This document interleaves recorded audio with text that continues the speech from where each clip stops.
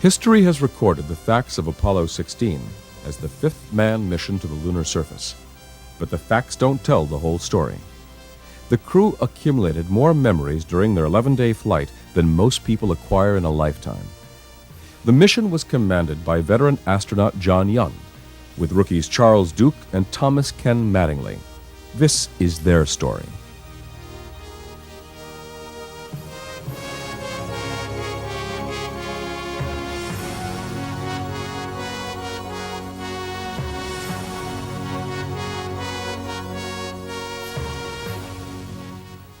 The story of Apollo 16 actually began in the days just before the launch of the ill-fated Apollo 13 mission. The prime crew of Apollo 13 originally consisted of James Lovell, Fred Hayes, and T.K. Mattingly, while the backup crew consisted of John Young, Charles Duke, and Jack Swigert. The prime crew of Apollo 13 spent years together training for this mission and were prepared for the flight of their lives until fate altered their flight plan.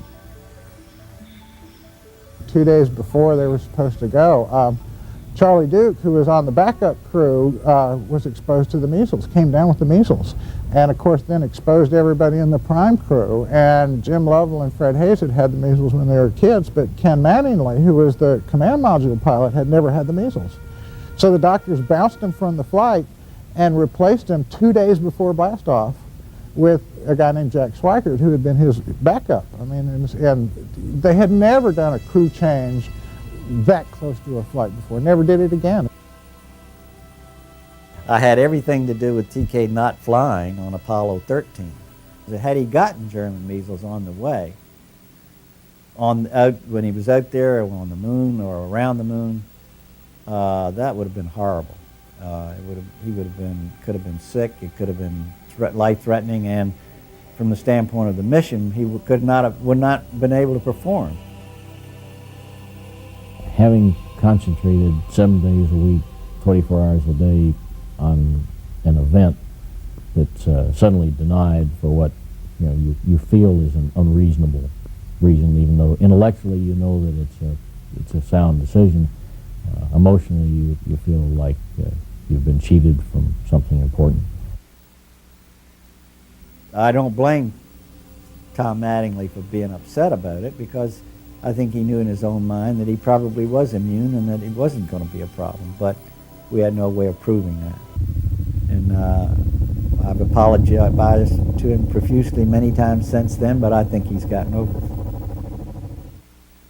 On April 13th, 1970, only 2 days after the Apollo 13 mission began, one of the oxygen tanks on board the spacecraft blew up and ruptured the backup oxygen tank, causing the spacecraft to lose electrical power, water, and oxygen.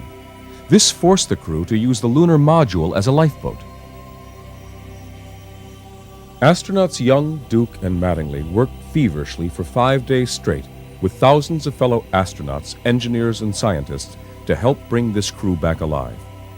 The Apollo 13 successful return was a brilliant demonstration of human ingenuity in a life-or-death situation. Mattingly's contribution to the success of bringing his friends back alive certainly did not go unnoticed by NASA management. Deke Slayton, head of the astronaut office and in charge of the crew selections, made sure that Mattingly's actions were duly acknowledged. I don't remember what the regular sequence was. It was like 3 flights. If you were a backup from one, you would expect to fly as a prime crew on about 3 flights down the chain. I don't know when, but not too long after the mission was over, Deke told me that I have another chance to go fly. So I still came out of being pretty lucky, and in retrospect, we know I came out very lucky. Young, Duke, and Mattingly continued to work loosely together for about a year, until they were officially designated as the prime crew of Apollo 16. The Apollo 16 mission objectives were to land at Descartes in the Lunar Highlands and to bring back the rocks, put out the Lunar Scientific Experiment package, and do all the things you had to do in 3 days of exploration of the surface up there. But John Young was Was a test pilot still is today. I mean, you got everything out of John Young that you could ever ask for. If you asked him to do something, he was going to get it done. Because he does things the right way, the best way, and gets what you ask for. Charlie Duke is very much the same way in terms of responding to people's requirements. Charlie Duke also was one of those guys that had a very great sense of humor. And I think that he was a natural adjunct to John Young. A typical day in training for us was a hard day. We got started early in the morning. Generally, we'd have 4 or 5 hours in the simulator. We'd then spend an afternoon in lunar surface type training, putting on our suits and practicing either getting suited up in the lunar module or either going out on the simulated rock pile we had down in Florida to practice putting our experiments out. Being able to find the kinds of rocks of interest among all the various kinds of rocks up there, we went through a lot of training exercises to teach them to recognize rocks that we thought would be interesting. Well, we went to several places where rocks are exposed well, basically in the western United States. We went to Hawaii and looked at volcanic rocks, basaltic rocks out there. Those were the basic areas we went to. We'd had a lot of training in geology. We'd been, actually, Charlie Duke and I had been training for lunar geology since 1960s, early 1960s. So we had a lot of training and pretty much knew what kind of rocks to pick up. But I was just talking with one of the guys who worked with Charlie Duke and John Young on the 16 crew, and he was describing an incident where when we did our training exercises, we had the guys wired with radios like they were going to be on the moon, and they were talking to a back room. And they started screaming about how they really found this really neat rock and how there was really life on the moon, and what they found was a rattlesnake. And when he got up there, they were kind of jumping around and jumping away from it. It was quite amusing. Another aspect of the training was the preparation for the long treks ahead in the innovative lunar rover. After the shakedown tests done on Apollo 15, this rover would allow Young and Duke to go further and faster than ever before on the lunar surface. The rover was really a unique car. It was electric. It had 2 batteries. Each wheel had its own electric motor, so it was 4-wheel drive. That had a double steering system. In other words, you could steer with the front end and the back end. It had a handle that sat between the seats that was the total control over it. You push the handle forward to go forward, pull the handle back to put on the brakes. If you wanted to turn left, you push the handle left, and the car, of course, turned left. It was a highly maneuverable machine. We had a centrifuge rig that put you at 1/6 gravity. I ran 13 miles or something over there one time just to prove that you could get back in case you ran out of, in case your lunar rover stopped driving, that you could still get back. While Young and Duke were spending most of their time simulating their anticipated experiences on the lunar surface, Mattingly was busy setting records in the command module simulators. One of the things that I think is one of NASA's major accomplishments is in preparing flight crews, they have these simulations which are extraordinarily realistic for the ground controllers and for the flight crews and for the team as an organized group. And I think that's the key to why they've been so successful. And he was good. I mean, to where like he was the world record holder for hours in the simulator. I mean, he had simulated this flight for a couple of 100 hours. You know, he was ready. After having spent well over 2 years in training and about 2,000 hours in simulators and test facilities, the crew was finally quarantined in anticipation of their historic mission. One of the funny things that happened during a flight, I have a twin brother named Bill, and Bill's a doctor in our hometown in South Carolina. Before the flight, we were in quarantine. My brother had come down with his family and was staying at the Holiday Inn in Cocoa Beach, and And he's walking by the pool, and there's all the NASA management there, Rocco Petrone and George Lowe and a few others. And they looked at him, and their initial thought, we found out later, was, this guy's broken quarantine. What's Duke doing out here? He's supposed to be in quarantine. So they called up out there, what's Duke breaking quarantine? And, you know, the guy picks up, well, he's right here. What do you mean he's not breaking quarantine? So everybody had a big laugh over that.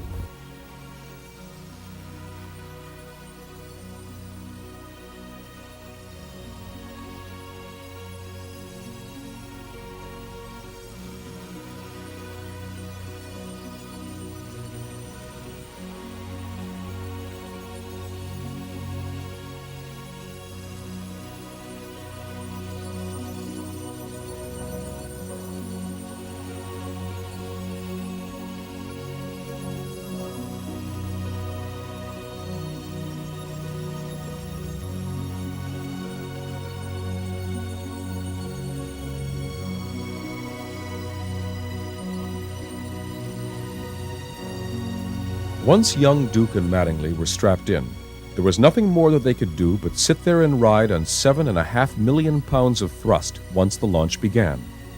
Their heart rates that were monitored in mission control proved to be higher during the launch than at any other time in the flight.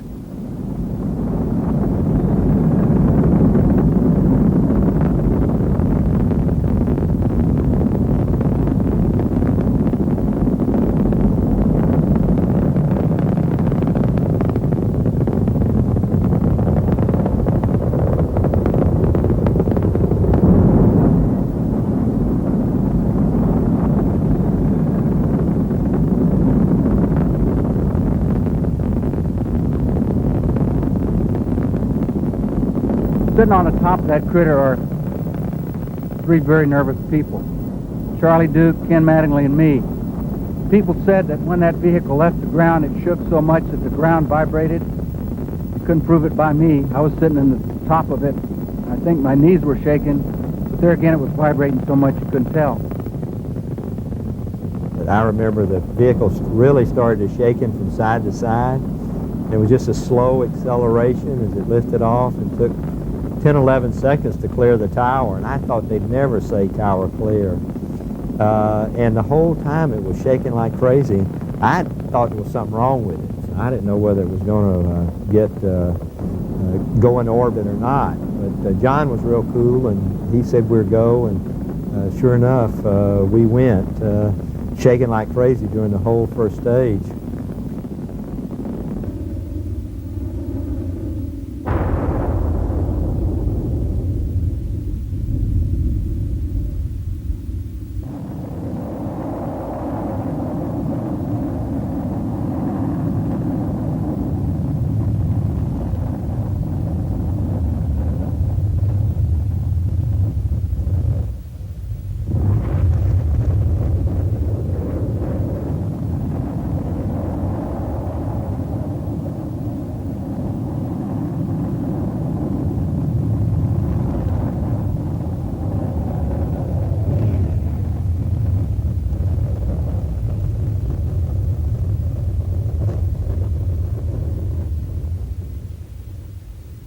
That was shut down right on the money. You are go for orbit. Go for orbit.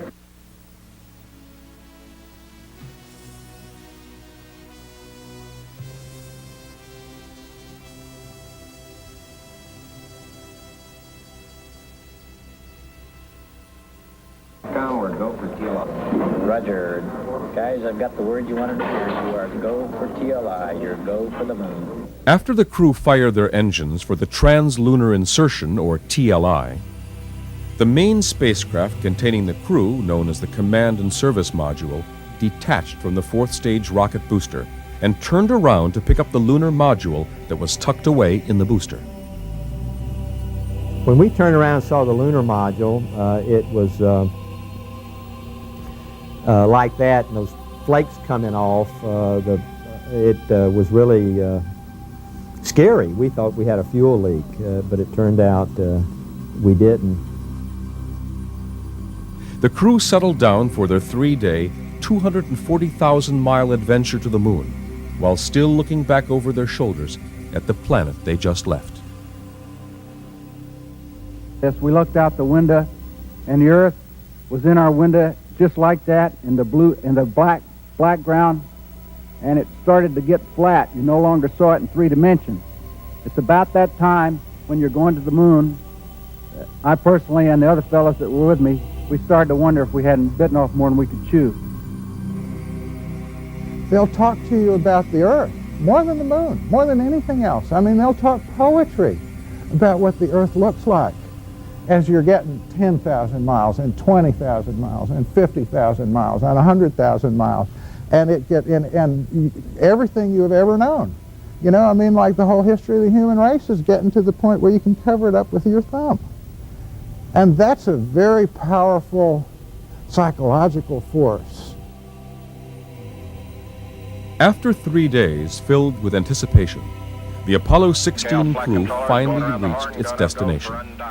Young and Duke entered the lunar module Orion, while Mattingly stayed in the command and service module Casper. Go, Sergeant, go. Capcom, we're go for undocking.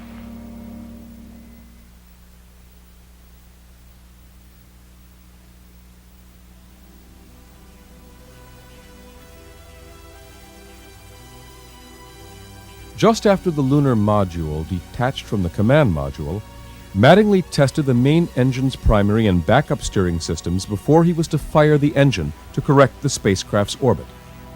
Mattingly found that the primary steering system worked perfectly, but when the backup system was used, the entire spacecraft unexpectedly oscillated violently. The failure of either primary or backup steering systems was cause for a mission abort.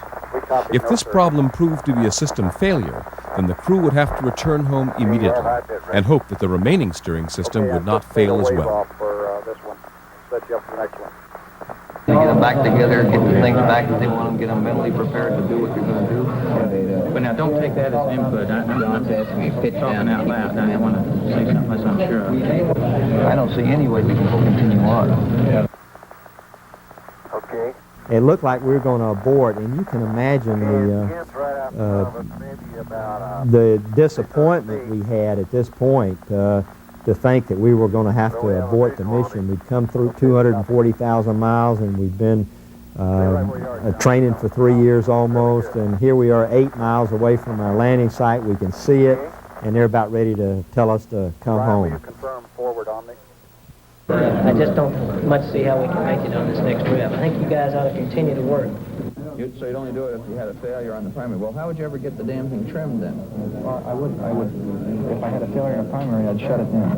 We're coming back kind of initially from... With the near-fatal Apollo 13 mission still fresh in everyone's memory, all of NASA's engineers, astronauts, and contractors immediately swung into action to either help Mattingly solve the problem or abort the mission and get the whole crew back home safely as soon as possible. So they started looking to see what their options were from a trajectory point of view. And in the midst of this, some of these simulations started to surface in the back of people's minds. We had another rule in the simulation. It's important to remember that you never quit until you'd reached a stable or a safe position. You know, while things are out of control, no matter what the simulation was scheduled for, you would continue to run it until the team had found a solution. Meanwhile, Young and Duke were sweating things out in the lunar module, not sure whether they'd have to abort the mission and redock with Mattingly in the command module, or if they would be able to continue with their mission. For about 4 or 5 hours, I figured we didn't have a prayer at landing on the moon because of that engine. We was going to have to turn around and come home as quick as we could. It was discovered that a broken wire in the backup system caused the oscillations and vibrations. Mattingly would have no real troubles in steering once the main engine fired. After a lot of nail biting, the crew was given the green light to proceed with a lunar landing.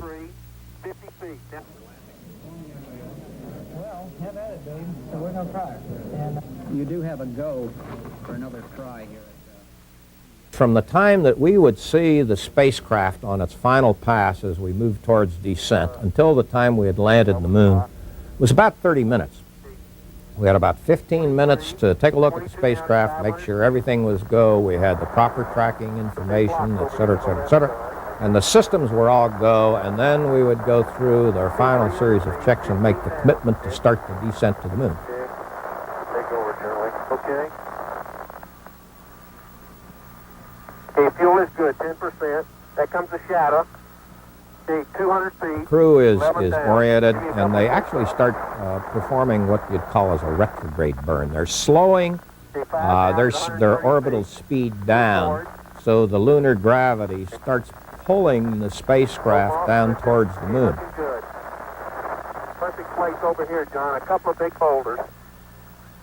Not too bad. Okay, 80 feet. Down at 3. Looking super. You see the shadow stop. That means he's leveled off. And you see the engine blowing out the dust just everywhere. Because the moon is covered with dust very, very fine like powder. The little black rods you see below the landing pads are electrical probes, and when they hit the moon, they turn on the lights at contact, you shut the engine down, and you dropped in the last 4 feet. And it was like, Yahoo, Houston, old Orion is finally here.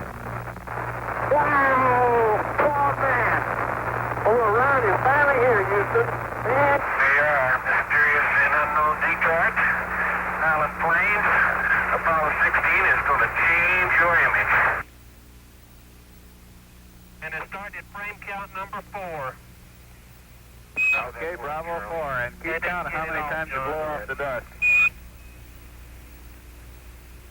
Well, it didn't work, so... Oh, look, this thing says lock on it, Charlie. Okay, this goes to the other seat. Charlie, this thing tells you what to do. How about that? The new first. This is so super. Oh, boy. Hey, John, this is perfect with the limb and the rover and you and Stone Mountain and the old flag. Come on out here and give me a salute.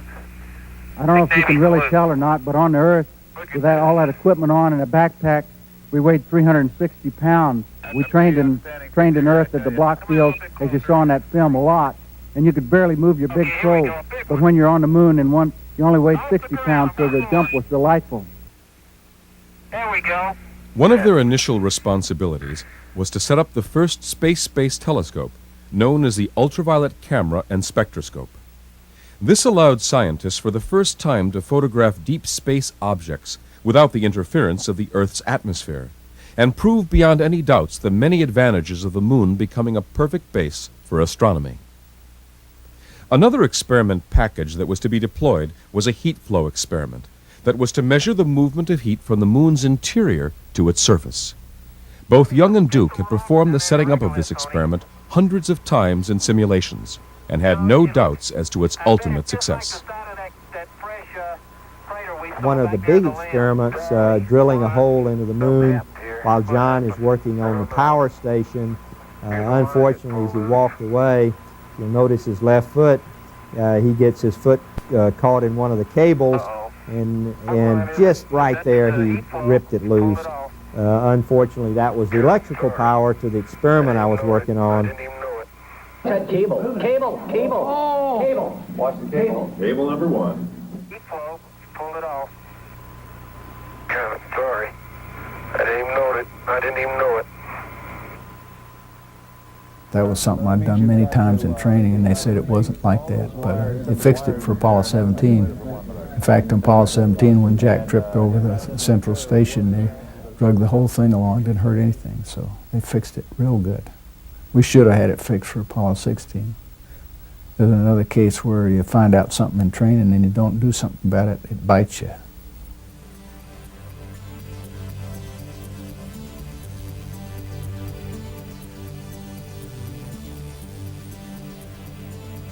Perhaps the most visually spectacular aspect of this mission to the viewing public back home was when the crew took their rover out to sites far beyond where they landed. Here I am getting in the car, and we jump up and land on the car seat. Then we had to buckle our seat belts because the ride across the moon was rough. No roads up there, but fortunately no traffic either, so you just let her go, and your object is not to run over any great big rocks or to run in any great big holes. We set the moon speed record on Apollo, at least we say we did, which was 11 miles an hour, which was felt like we were literally flying. I think that the thing I remember about Apollo 16 was John Young driving that rover around the surface of the moon, trying to figure out what its capabilities were, driving and turning that thing around corners and driving it like it was a Le Mans race. I thought that was fantastic. All the traverses were designed so that the furthest point away was early in the traverse, so you'd still have the oxygen to get back in case you did something like knock a wheel off a rover. Always a possibility in those block fields that you could go in there and tear the axle right off.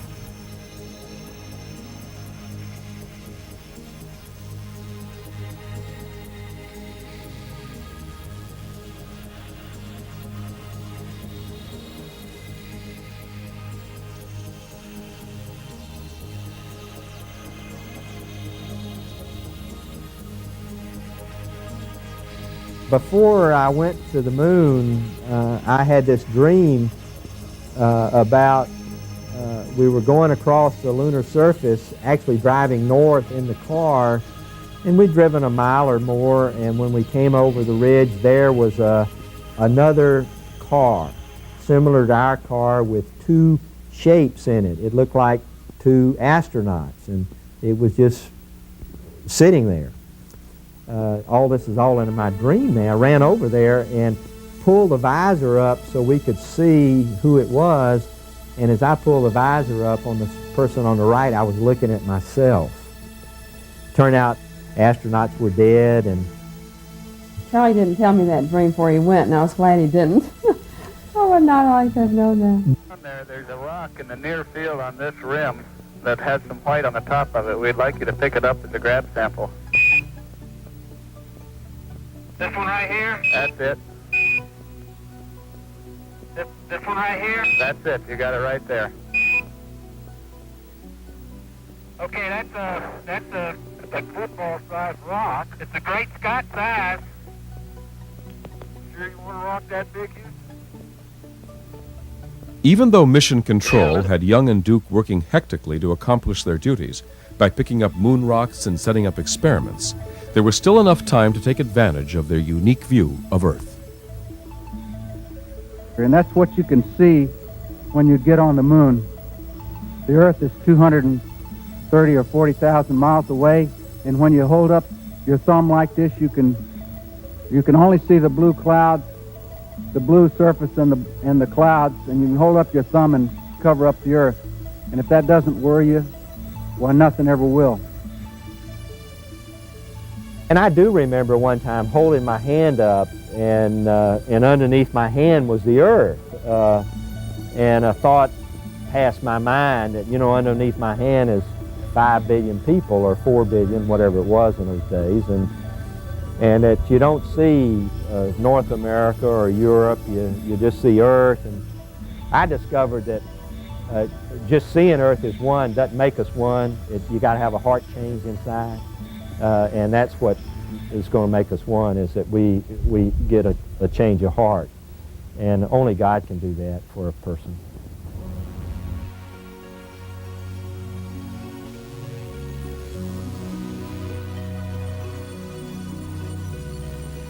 While Young and Duke were busy setting up experiments and collecting lunar samples, Mattingly was busy in the command module conducting 15 experiments on his own.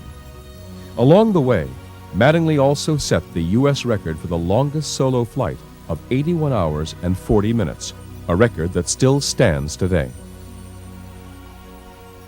The command module pilots, stayed in orbit all by themselves, half of which they were on the dark side of the moon and couldn't even talk to Earth if they wanted to. So they had plenty of time to kind of sit back and just look around and realize, wow, I'm at the moon.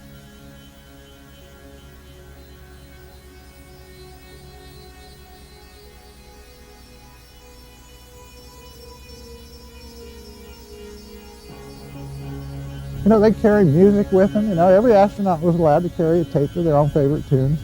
And I know Ken Mattingly on 16 carried classical music. I mean, like, he was a big fan, and he picked out songs that he thought would be appropriate to space travel, you know, like Holst's Suite for Planets and the theme song from 2001, and Symphonie Fantastique. And he's listening to the Symphonie Fantastique floating around behind the moon. You know, that's the kind of thing that a command module pilot got to do.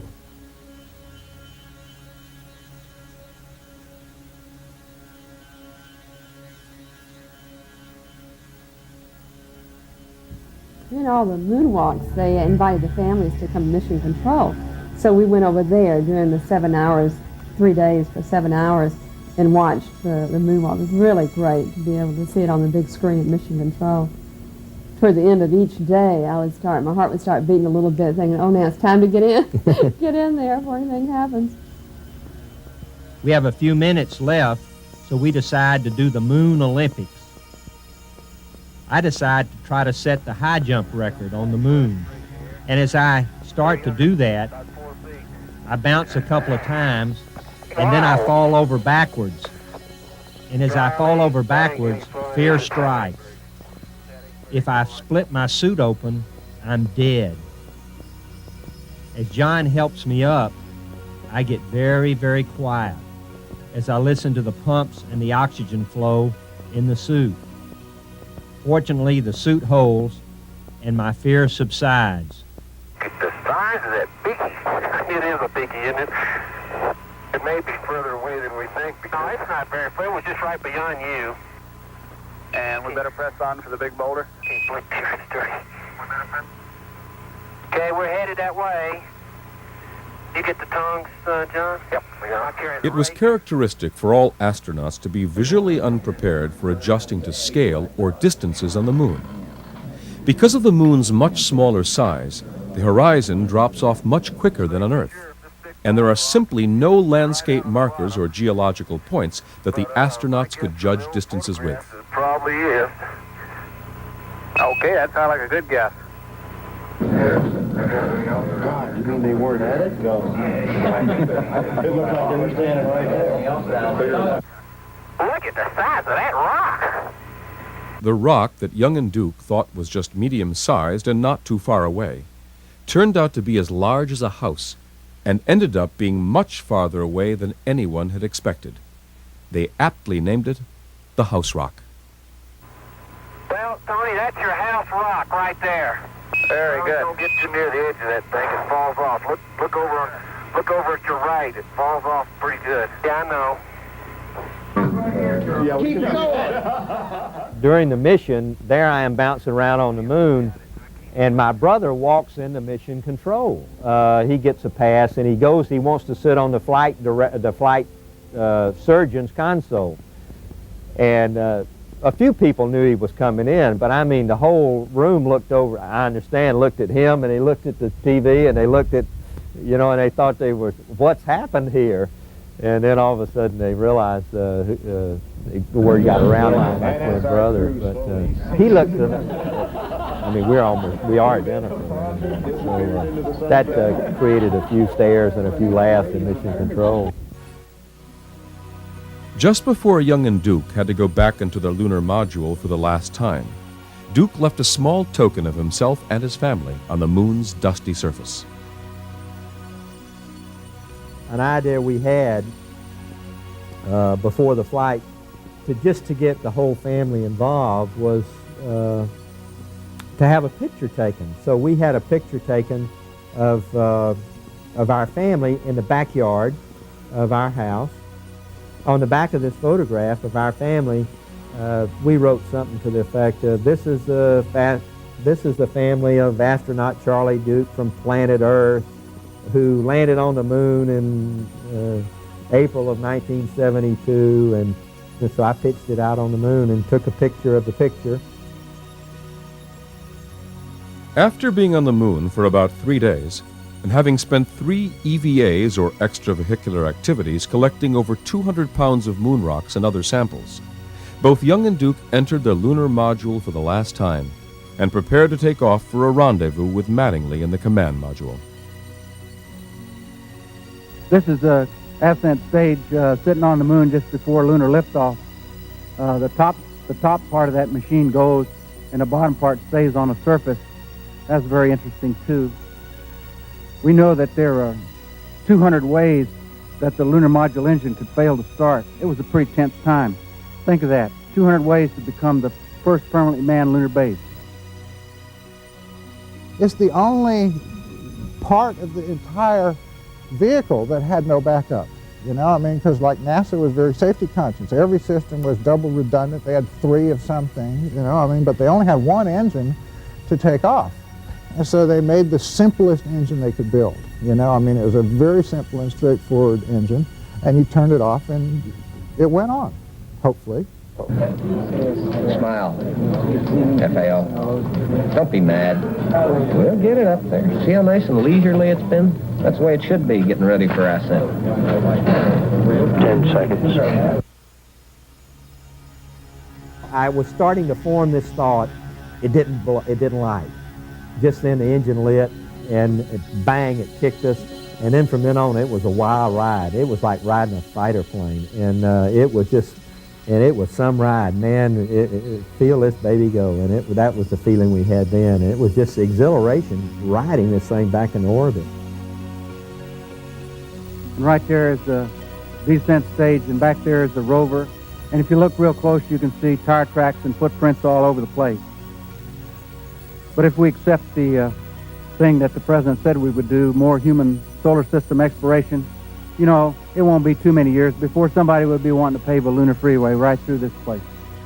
A lot of people think that we did all this moon work in a secret movie lot in Arizona. And this proof positive that we were there. And of course I have the gray hairs, and so does Charlie Duke, to prove that we were up there. Especially the old-timers in South Carolina, you know, we did it with mirrors in Arizona or something, you know. It's amazing how many people don't believe we actually went to the moon. And I tease everybody. I said, well, I don't know where they sent those other guys, but I know they sent me to the moon.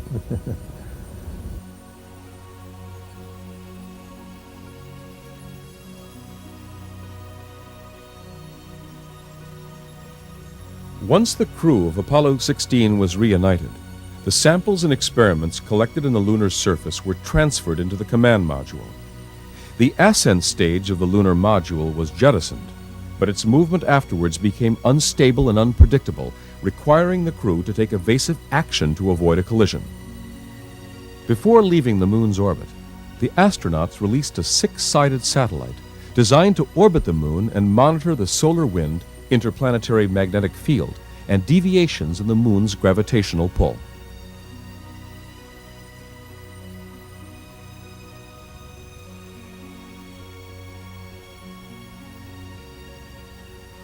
Shortly thereafter, we turned our spaceship around so we could see the moon, and the moon literally just began. We were climbing so fast, the moon literally began to shrink, just like that. And you could see it. I mean, literally, a whole satellite that big, 2,000 miles in diameter, just began to shrink like this. And that was really spectacular. Then we had to settle down for the 3-day trip home, but that first hour or so was, we were glued to the windows watching that. While on the outbound trip to the moon, Mattingly lost his wedding ring. After searching in vain for over 7 days, he had given up hope of ever finding it. One of the crew's final responsibilities was to retrieve the film canisters of photos Mattingly took of the lunar surface and experiments that were conducted while in lunar orbit. With Duke standing in the open hatch, Mattingly conducted a 1-hour and 24-minute tethered EVA. It was during this EVA that Duke saw the ring float out of the spacecraft. And so I float over after it and try to grab it, and I miss it, and it floats outside. And, well, my first thought, well, lost in space, there it goes. It floated out and hit him on the back of the head, which he didn't feel, of course. I watched this thing hit, and instead of bouncing off and cartwheeling off into space, it hit and came straight back towards the hatch. It floated back in the hatch, and I grabbed it on the rebound. After a relatively uneventful 3 days, the crew prepared to return back to Mother Earth, heavily laden with film, experiments, and moon samples.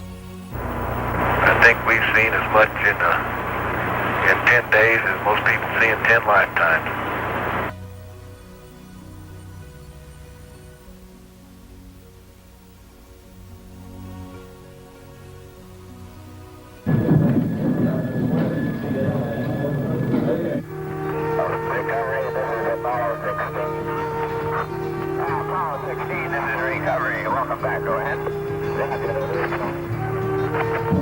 That is beautiful, isn't it?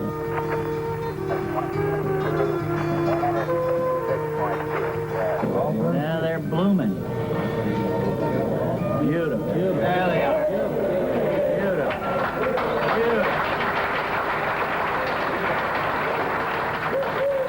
Apollo Control Houston, an observer on the Ticonderoga estimates the distance from the ship about 1 mile.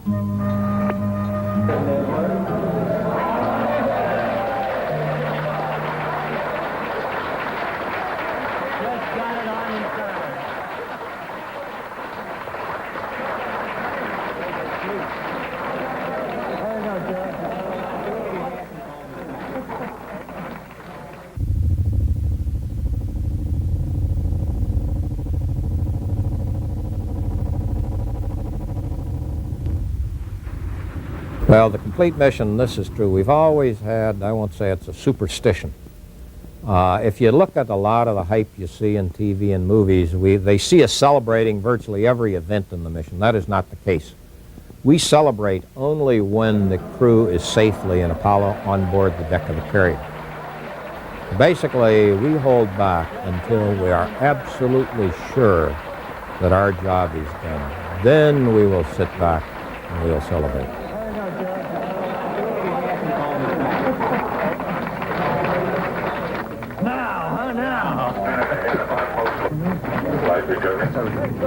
You saw an example of goal-oriented teamwork in action. The kind of thing that made this country great and the kind of thing that's going to keep it that way. Thank God for America, and thank God for this country that has let us work in such a marvelous program. Then we passed around cigars in this thing here, and this is when we could smoke in the control center. People would do this, and we'd light up the cigars. And that was, hey, our thanks to the team. And there was just a feeling of togetherness, bond, unity, accomplishment. It was just the most marvelous feelings in my entire life that existed in this room. Well done, young man. Outstanding. I cannot touch that cigar anymore. I cannot. The house was full again, and the champagne bottles were ready to uncork. Just pour it, they did. They just popped the champagne bottles as soon as that splash came, and we were celebrating. Cigars came out of mission control, but we had the champagne. The whole mission in Apollo 16, I added up one time when we finished, we had more than 100 different problems. Main highlights were doing the job in the face of all the problems that we had. It was proof that you could get out there and do it and do the complete mission in spite of problems. We had a lot of problems, but that's the way life is, I think. Solving problems in real time is what this bunch around here is really good at. After the successful conclusion of this mission, the crew went on a brief celebration trip around the United States and were received like the heroes they are. I mean, the country was really nice. My hometown had, they put on a great big celebration, Charlie Duke Day, and we had a little town of 8,000 or 9,000 people. There must have been 40,000, 50,000 people show up from, every community around, and the governor was there of South Carolina. And everywhere we went around the country, we just got a wonderful reception, and that was nice to be an American, to have been involved in a program that people are proud of, that brought the country together rather than split the country.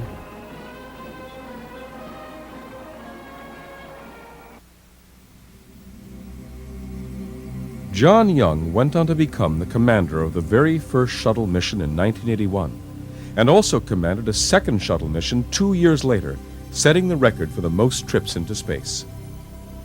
Young decided to stay with NASA as the special assistant to the director of the Engineering, Operations, and Safety Division at NASA's Johnson Space Center.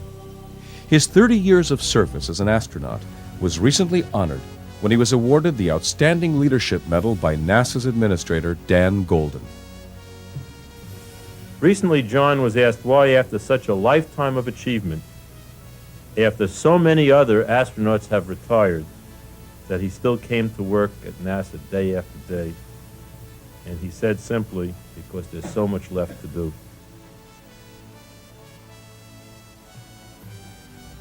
T.K. Mattingly stayed with NASA as well, and also commanded 2 shuttle missions in 1982 and 1985. After leaving NASA, Mattingly entered the private sector in the aerospace field, and is currently the vice president in charge of the designing and building of Lockheed Martin's X-33, the next generation of NASA's spacecraft. Charles Duke left NASA shortly after his flight and became a very successful businessman. Perhaps the most lasting effects of Apollo 16 are the implications of what this mission meant to people of the world and long-term prospects for the future of humanity in space. I prefer to believe that challenges, things that are stimulating, are the kinds of things that make societies healthy. I think that you cannot retain a healthy society without giving yourself some kind of a challenge to draw the best out of you. I thought when we left the moon that we'd have a base up there in a couple of years, but we didn't do it. I think it's time for us to look at going back to the moon now. We're right now, the United States is where Columbus was 500 years ago. The time is to get out there and discover these places, investigate and expand our knowledge, and then apply that knowledge to solving problems here on the Earth. We need to get smarter, and we need to learn better how to control our destinies, and I think space exploration is a key to that. I know I thought that I probably would have aspirations going to Mars. And somewhat naively, in retrospect, I assumed that we'd go to the moon and then just press right on to the next destination. The future of humanity may well depend on our ability to conquer space. This Apollo 16 crew and the program as a whole laid the foundations for all that followed. When I look up at the moon, especially on a real bright, clear night, and it's almost full, it's this feeling of, attaboy, I've been there, and it's still a thrill just to look up and still look up and say, that's where I was, and it just the memories just flood through my mind, and it still brings back lots of excitement.